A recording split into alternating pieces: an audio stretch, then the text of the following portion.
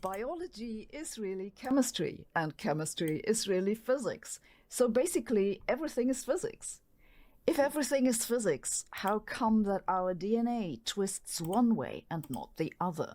The molecular structure of life on our planet has what's known as a handedness.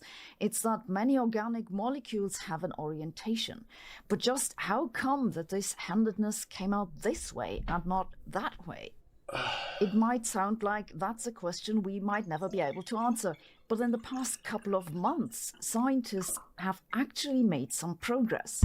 Let's have a look. We're used to writing molecules in forms of the atomic elements they contain, like H2O, 2 hydrogens, 1 oxygen.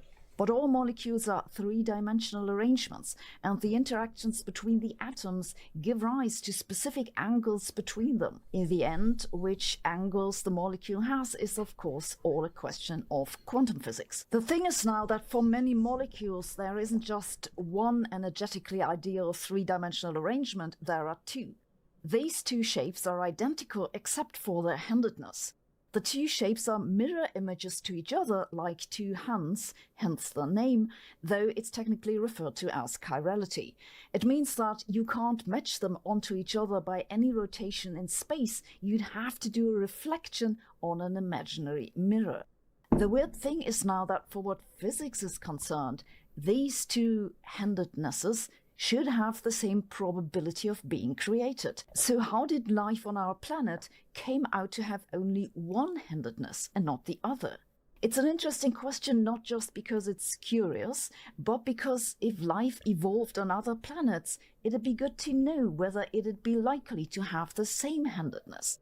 It'd also be good to know how this handedness came about for practical reasons, which is that if one synthesizes molecules in the laboratory, one might want to have only one handedness because the other one might have very different biological effects.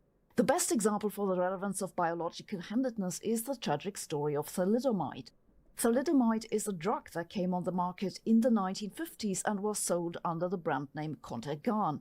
It was recommended to pregnant women against morning sickness. An estimated 10 to 20,000 babies were later born with birth defects caused by the drug.